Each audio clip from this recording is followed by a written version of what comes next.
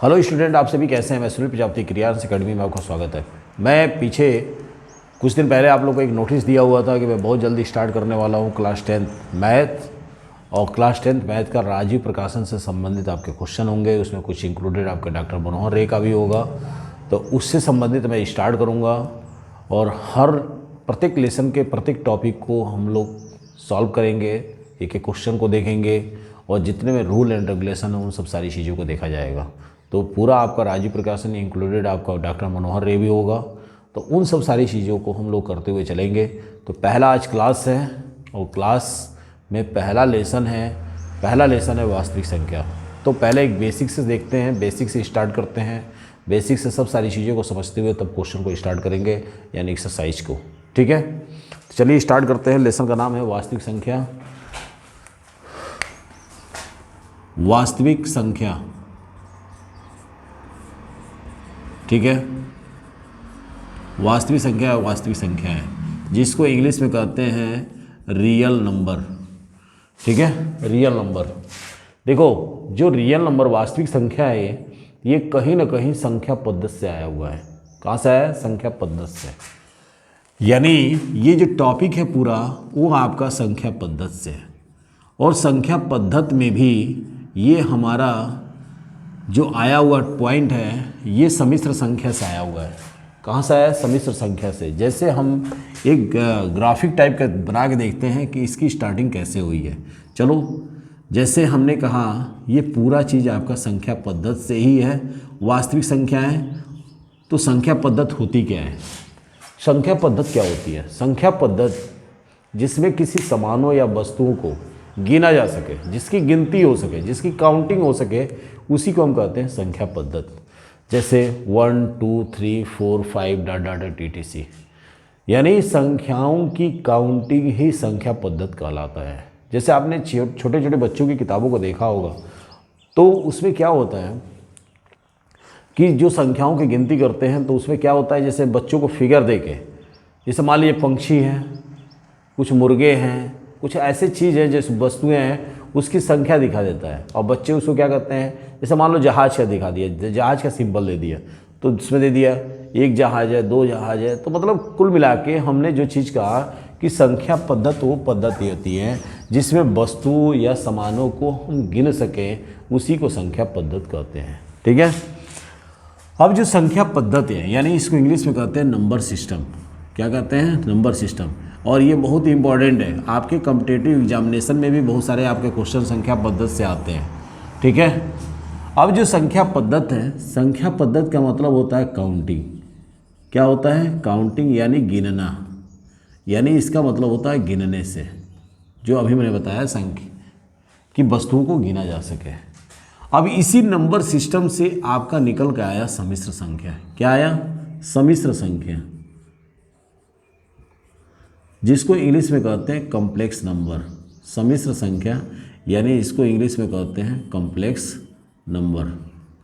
जो संख्या पद्धति है, सम्मिश्र संख्या है यानी कॉम्प्लेक्स नंबर है, इसको हम इंडिकेट करते हैं जेड से, और जेड बराबर होता है एक्स प्लस आई वाई। अब ध्यान दीजिए, एक्स प्लस आई वाई होता है। अब यहाँ पे जो यक्स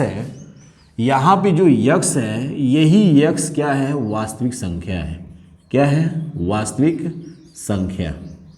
ठीक है, वास्तविक संख्या है। और जो आई वाई है ये आपका है काल्पनिक संख्या। क्या है? काल्पनिक संख्या। क्यों? यहाँ पे जो आपका आई है ये आई फार होता है आयोटा। क्या होता है? आई फार होता है आयोटा। आई फार होता है आयोटा। इसको मैं थोड़ा सा ऊपर लिख दे रहा हूँ। ठीक है। यहाँ पे जो है यक्स और वाई एक काल्पनिक संख्या है। क्या है? एक काल्पनिक, जिसको इंग्लिश में कहते हैं इमेजिनरी नंबर, और इसको कहते हैं रियल नंबर। इसमें जो आई है वो आई फॉर आयोटा है, और इसी की वजह से ये हो गया काल्पनिक संख्या। इसी की वजह से क्या हो गया? काल्पनिक संख्या। अब देखिए, कहीं ना कहीं जो वास्तविक संख्या है वो कहाँ से निकल के आया? सम्मिश्र संख्या के यक्स पॉइंट से, यानी सम्मिश्र संख्या से निकल के आया, और सम्मिश्र संख्या में जो यक्स है वही आपकी वास्तविक संख्या है।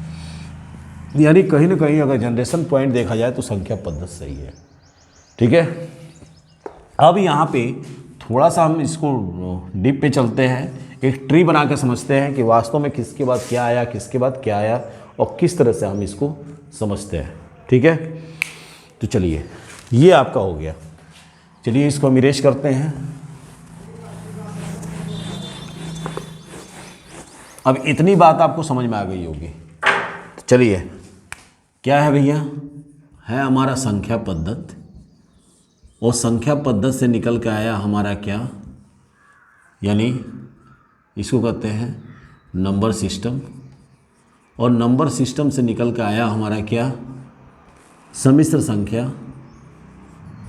क्या आया, सम्मिश्र संख्या, और सम्मिश्र संख्या को इंग्लिश में कहते हैं कॉम्प्लेक्स नंबर, जिसको हम इंडिकेट करते हैं जेड से, और जेड बराबर होता है एक्स प्लस आई वाई। इसमें जो यक्स है वो आपकी है वास्तविक संख्या।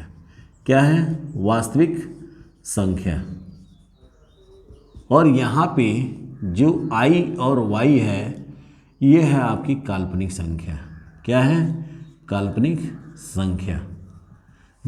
ठीक है, और इसमें जो आई है उस आई को हम लिखते हैं आयोटा। क्या लिखते हैं, आयोटा। इसको इंग्लिश में कहते हैं रियल नंबर, और ये है आपका इमेजिनरी नंबर। Imaginary number. अच्छा एक चीज़ समझो, जो वास्तविक संख्या है, वास्तविक संख्या ही आपके लेसन में दिया हुआ है और यहीं से स्टार्टिंग है, और यहाँ से ध्यान दीजिएगा, यहीं से सब सारी चीज़ें हम लोग पढ़ेंगे, यहीं से कुल मिला के स्टार्टिंग है।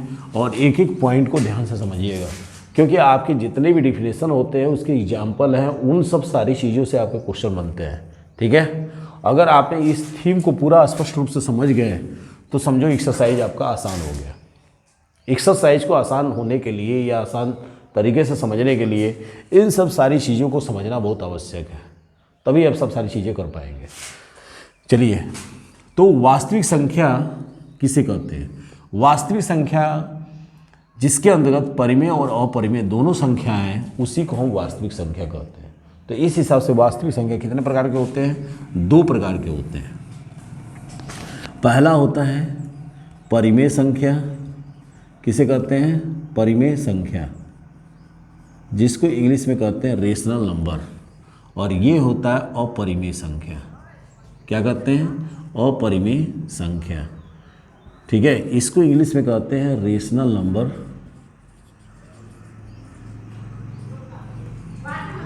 Rational number. और इसको इंग्लिश में कहते हैं इर्रेशनल नंबर, इर्रेशनल नंबर। ठीक है, परिमेय संख्या वे संख्या होती है जिसे हम पी बाई क्यू के रूप में लिख सकें, उसी को परिमेय संख्या कहते हैं। जैसे एग्जाम्पल 3, 5, 1/5 ETC। ठीक है, अपरिमेय संख्या क्या होता है, अपरिमेय संख्या वे संख्याएं होती है जिसके अंतर्गत हम पी बाई क्यू के रूप में नहीं लिख सकते हैं। जिन्हें हम पी बाई क्यू के रूप में नहीं लिख सकते हैं उसी को हम अपरिमेय संख्या कहते हैं। परिमेय संख्या क्या होता है, जिसे हम पी बाई क्यू के रूप में लिख सकें, जहाँ पे क्यू नॉट इक्वल 0 हो। जैसे एग्जाम्पल के तौर पे अगर हम बात करें 5, 4, 4, 3/5 ... ETC। अपरिमेय संख्या जिसे हम पी बाई क्यू यानी क्यू नॉट इक्वल 0 के रूप में नहीं लिख सकें, नहीं लिखते हैं, उसी को हम कहते हैं अपरिमेय संख्या।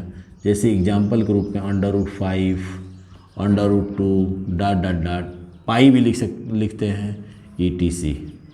देखो ये जो पाई है अक्सर एग्जाम में पूछता है कि क्या पाई परिमेय संख्या है या अपरिमेय संख्या है, परिमेय संख्या है या अपरिमेय संख्या है, इसको बार बार पूछता है, इसलिए आप ध्यान में रखिएगा पाई अपरिमेय संख्या है। ठीक है, अब यहाँ से निकल के आता है कि परिमेय संख्या, वास्तविक संख्या क्लियर हो गया, परिमेय संख्या और अपरिमेय संख्या। अब परिमेय जो संख्या है, परिमेय संख्या को जो अगला स्टेप है उसको हम कहते हैं पूर्णांक संख्या। क्या कहते हैं, पूर्णांक संख्या। यानी कुल मिला के परिमेय संख्या को दो भागों में बांटा गया है। कितने भागों में, दो भागों में। पहला होता है पूर्णांक संख्या, जिसको इंग्लिश में कहते हैं इंटीजर नंबर। क्या कहते हैं इंग्लिश में, इंटीजर नंबर।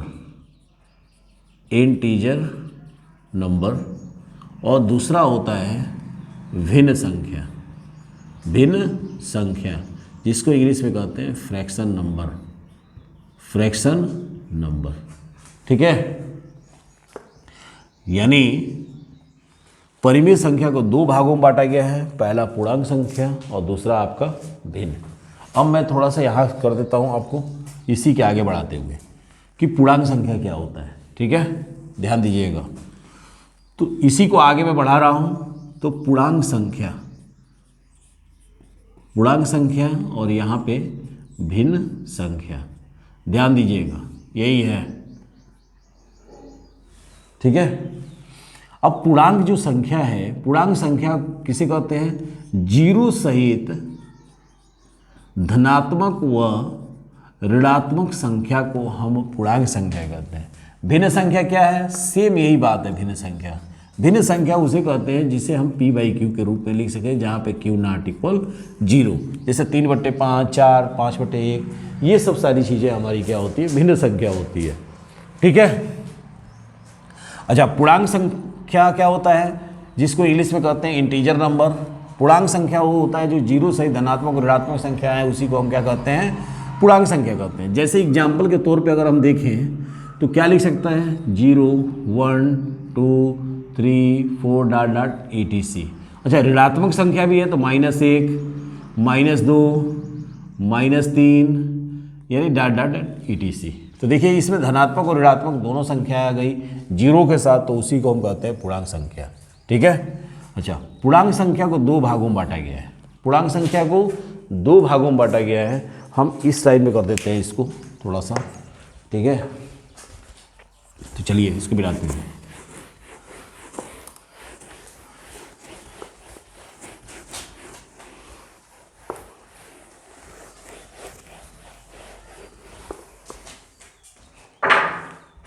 देखिए, पूर्णांक संख्या, पूर्णांक संख्या को दो भागों में बांटा गया है। पहला हम दो कंडीशन में लेते हैं। पहला हम करते हैं इसको पार्ट 1 और दूसरा है आपका पार्ट 2। ठीक है, पार्ट 2। पार्ट 1 को दो भागों में बांटा गया है। पहला आपका है पूर्ण संख्या। क्या है? पूर्ण संख्या। और दूसरा आपका ऋणात्मक संख्या। क्या है? ऋणात्मक संख्या। इसको इंग्लिश में कहते हैं होल नंबर। क्या कहते हैं? Whole number.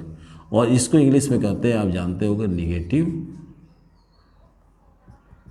नंबर। अच्छा, होल नंबर क्या होता है? पूर्ण संख्या किसे कहते हैं?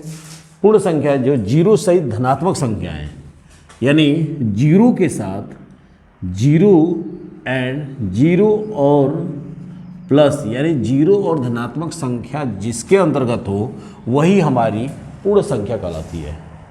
जीरो सहित धनात्मक संख्या को हम पूर्ण संख्या कहते हैं। जैसे एग्जाम्पल दे दें, 0, 1, 2, 3, 4 etc। ऋणात्मक संख्या जो आपका पूर्णांक में हमने क्या बताया? जीरो से धनात्मक और ऋणात्मक संख्या को पूर्णांक संख्या कहते हैं। तो उसी का जीरो और धनात्मक इसमें आ गया और ऋणात्मक को अलग कर दिया। यानी यहाँ से पार्ट 1 में जीरो और धनात्मक को एक साथ कर देता है, ऋणात्मक को अलग कर देता है, वो चीज़ें हो जाती हैं। ठीक है। अब यहाँ से जो पार्ट 2 है, पार्ट 2 दो भागों में बांटा गया है। पहला कौन कौन से? ध्यान दीजिएगा। पहला है आपका समपूर्णांक संख्या, जिसको कहते हैं हम इवन इंटीजर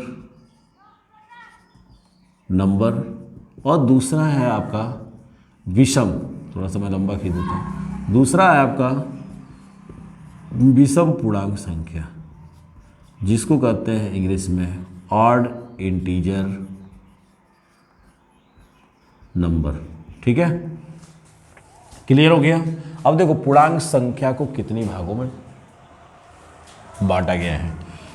समपूर्णांक संख्या क्या होता है? जो दो से विभाज्य हो, जो दो से विभाजित होती है उसी को हम कहते हैं समपूर्णांक संख्या। जैसे एग्जाम्पल के तौर पे हम देखें तो क्या हो सकता है? 2, 4, 6 ETC। विषम क्या, जो 2 से विभाज्य न हो उसी को हम कहते हैं विषम पूर्णांक संख्या।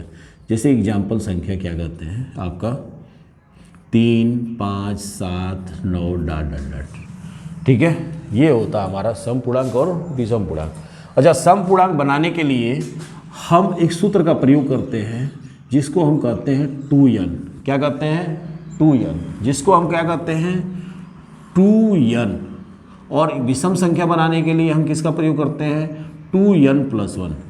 अब यहाँ पे जो जहाँ n क्या है पूर्णांक संख्या होती है, क्या होती है पूर्णांक संख्या।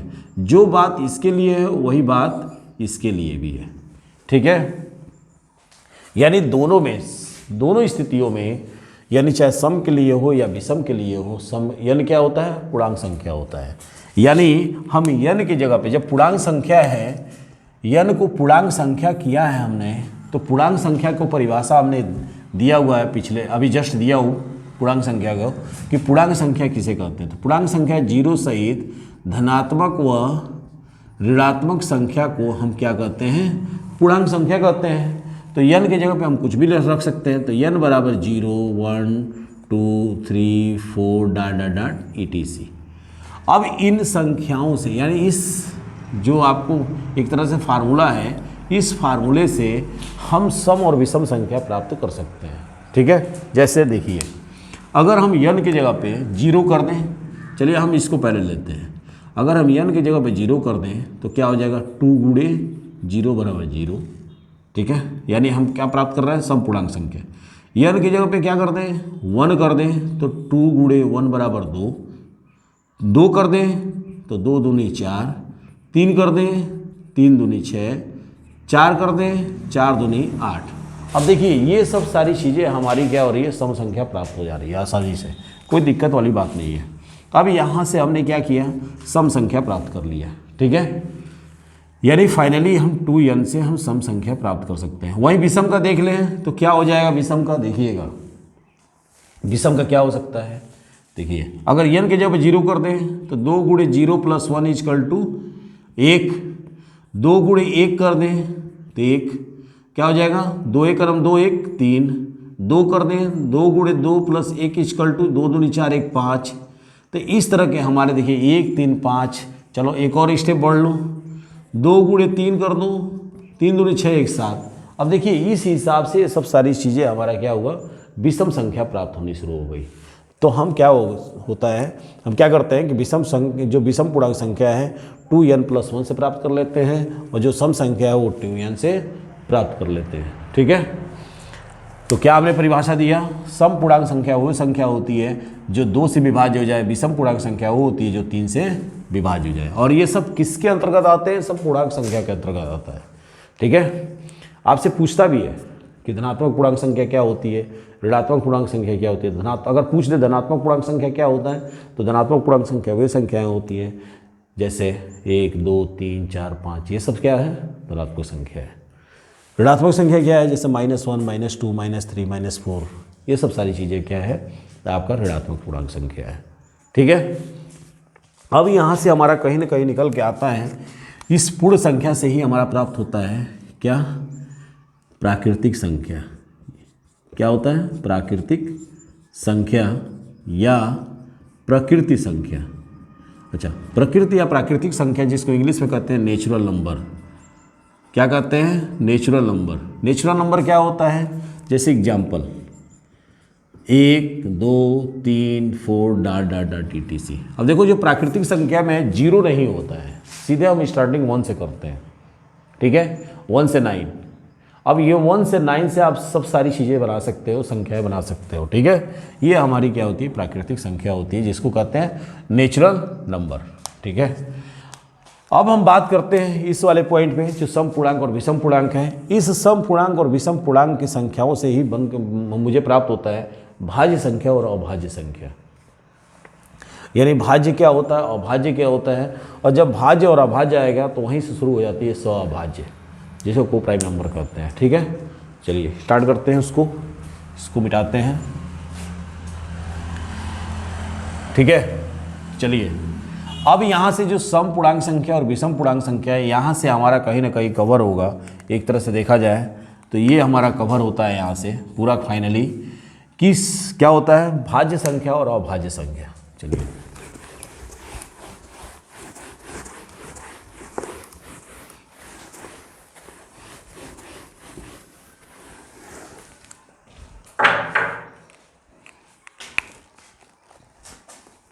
कि भाज्य संख्या क्या होता है।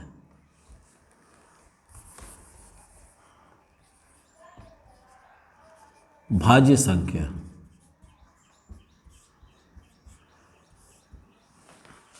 देखिए, भाज्य संख्या क्या होता है, भाज्य माने विभाजित, वे संख्याएं जो एक या किसी अन्य संख्या से विभाजित हो जाए उसी को हम कहते हैं क्या, भाज्य संख्या। क्या कहते हैं, भाज्य संख्या। अभाज्य संख्या क्या होता है, अभाज्य संख्या का मतलब होता है कि वे संख्याएं, वैसी संख्याएं जो एक या स्वयं से विभाजित हो उसी को हम कहते हैं अभाज्य संख्या। ठीक है, उसी को क्या कहते हैं, अभाज्य संख्या। अभाज्य संख्या क्या होता है, अभाज्य संख्या वैसी संख्याएं होती है जो एक या स्वयं से विभाज्य हो उसी को हम कहते हैं अभाज्य संख्या। जैसे एग्जाम्पल, स्वयं से विभाज्य होगी, जैसे एग्जाम्पल दे दें 1, 3, 5, 7, 11, 13, 17, 19, 23 ... etc। अब यहाँ पे देखिए जो संख्या है या तो एक से विभाजित होगा या स्वयं से विभाजित होगा, वैसी संख्याओं को हम अभाज्य संख्या कहते हैं, किसी अन्य संख्या से विभाजित नहीं होती है। अब यहाँ पे अगर किसी को ये ध्यान होगा कि 9 होना चाहिए तो 9 नहीं होगा, क्योंकि 9 क्या होगा, 3 से विभाजित हो जाएगा, 3 से कट जाएगा ना। लेकिन अभाज्य संख्या वो संख्या कहता है कि क्या होना चाहिए, जो स्वयं से ही विभाजित हो, किसी अन्य संख्या से विभाजित नहीं होना चाहिए। जैसे आप 5 है तो 5 किसी संख्या से विभाजित होगा क्या, नहीं होगा, 5 स्वयं से विभाजित होगा। 17 किसी से विभाज्य होगा क्या, नहीं होगा, 17 अपने आप से ही विभाजित होगा। तो ये सब संख्याएं अभाज्य संख्या कहलाती है। अगला है पॉइंट आपका सअभाज्य संख्या। क्या होती है, सअभाज्य संख्या। अच्छा, सअभाज्य संख्या क्या होता है, ध्यान दीजिएगा। सअभाज्य संख्या वैसी संख्याओं का युग्म होता है, वैसी संख्याओं का युग्म होता है जिसका HCF 1 हो। क्या हो, जिसका HCF 1 हो, यानी ऐसी संख्याओं का युग्म जिसका HCF 1 हो उसी को हम कहते हैं सअभाज्य संख्या। जैसे एग्जाम्पल देख लीजिए। अच्छा, इसके अंतर्गत जो है चाहे संख्या कुछ भी हो, पूर्णांक संख्या होना चाहिए, चाहे आपकी संख्या सम हो विषम हो, उससे कोई मतलब नहीं है। लेकिन ये ध्यान रखिए कुछ भी संख्या हो लेकिन HCF उसका ओनली एक ही होना चाहिए और कुछ नहीं होना चाहिए। अगर एक के अलावा कोई संख्या आती है तो फिर से वो सअभाज्य संख्या नहीं होगी। जैसे एग्जाम्पल अगर हम देखें 4, 2 संख्या, हमने क्या कहा, 2 संख्याओं का ऐसा युग्म, 2 संख्याओं को ऐसा युग्म जिसका HCF 2 संख्याओं का ऐसा युग्म, युग्म माने जोड़ा, जिनका HCF, चलो जिसका HCF क्या होना चाहिए, 1 होना चाहिए। कितना होना चाहिए, 1 होना चाहिए या 1 हो, उसी को हम कहते हैं सअभाज्य संख्या। तो चलो हम कोई भी संख्या मान लेते हैं। जैसे हमने कोई संख्या मान लिया x और y, और इसका HCF कितना होना चाहिए, इसका जो HCF है वो 1 होना चाहिए। मेरी बात समझ रहे हैं।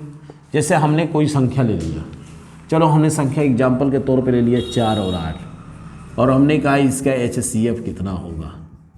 तो HCF कितना होगा, 4 का गुणनखंड करें तो 4 2 दूनी 4, इसका हम करें तो क्या होगा, 2 गुणे 2। अब देखिए यहाँ पे अगर HCF हम काउंट करना चाहते हैं, ये HCF का मतलब होता है महत्तम समापवर्तक। अब यहाँ पे क्या होता है, महत्तम जो समापवर्तक होता है यानी मैक्सिमम जो संख्याएं होती हैं, अधिकतम संख्या भी कहते हैं, महत्तम संख्या भी कहते हैं। तो यहाँ पे देखो क्या होगा, अब ये है 2, अब यहाँ पे है 2, यानी जिसमें जो संख्या कॉमन होती है उसी को हम नोट कर लेते हैं। तो यहाँ पे देखो 2 दूनी 4। अब बताओ 4 और 8 2 संख्याओं का युग्म है, तो HCF कितना है, 4। लेकिन कह क्या रहा है सअभाज्य संख्या कि हमको HCF कितना चाहिए, 1 चाहिए। तो इसका मतलब ये सअभाज्य नहीं होगा। क्लियर हो गया। अब सौ अभाज्य के लिए हमको क्या करना पड़ेगा, जैसे हमने ले लिया एग्जाम्पल संख्या कोई और, हमने कोई और संख्या ले लिया, चलो हम 4 और 5 को ले लेते हैं और कहा इसका एचसीएफ ज्ञात कीजिए। किसका? सौ अभाज्य संख्या ज्ञात कर दिए कि सौ अभाज्य संख्या क्या होगा। ठीक है, तो सौ अभाज्य ज्ञात करने के लिए हमको 4 और 5 का एचसीएफ चाहिए। मैंने संख्या हमको दिया क्या, 4 और 5, और कहा इसका सौ अभाज्य संख्या ज्ञात कीजिए। तो पहले हम क्या करेंगे, इन संख्याओं का एचसीएफ ज्ञात करेंगे। तो चलिए 4 का हमने किया तो 2 गुणे 2, 5 का किया तो 5 5 इस एक ही बार में जाएगा तो 1 गुणे 5। अब देखिए एचसीएफ निकालने के लिए दोनों संख्या, दोनों गुणनखंडों में कॉमन होना चाहिए। तो क्या कॉमन है क्या? नहीं। 2 यहाँ पे तो 2 यहाँ पे नहीं है, 1 5 है यहाँ पे तो 1 5 ऊपर नहीं है। लेकिन एक चीज़ है, क्या हम 1 का गुणा इसमें कर दें तो कोई इसके सेहत में फ़र्क पड़ेगा क्या? नहीं पड़ेगा। यानी एक यहाँ पे भी, एक यहाँ पे, तो ये दोनों क्या हो जाएगा, कॉमन हो जाएगा। तो यहाँ पे एचसीएफ कितना हो जाएगा? 1। तो हम कह सकते हैं एग्जाम्पल के तौर पे सीधे सीधे कि 4 और 5 का अगर हम एचसीएफ निकालेंगे तो 1 होगा, और ये संख्या किसके अंतर्गत आ जाएगी? सौ अभाज्य संख्या के अंतर्गत आ जाएगी। ठीक है, चलिए और भी एग्जाम्पल ले लेते हैं। जैसे इसको हटा देते हैं, इसकी जगह पे कुछ और एग्जाम्पल ले लेते हैं। जैसे मान लिया हमने ले लिया 8 और 9 और कहा इसका एचसीएफ ज्ञात कीजिए, यानी सौ अभाज्य की संख्या के लिए, सौ अभाज्य संख्या के लिए एचसीएफ ज्ञात कीजिए। तो हमने किया 8 का 2 गुणे 2 गुणे 2, 9 का किया 3 गुणे 3।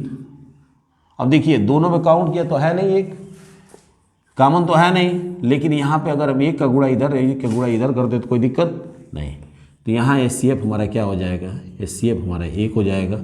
और इस हिसाब से जो 8 और 9 है, इसका अगर हम सौ अभाज्य निकालें तो आराम से 1 आ जाएगा, हमारा आ जाएगा ना, कोई दिक्कत नहीं होगा। तो इसलिए हमारा जो सौ अभाज्य संख्या होती है, दो संख्याओं का ऐसा युग्म या जोड़ा होता है जिसका एचसीएफ 1 हो, यानी ऐसा जोड़ा हो जिसका एचसीएफ 1 हो, उसी को हम कहते हैं सौ अभाज्य संख्या।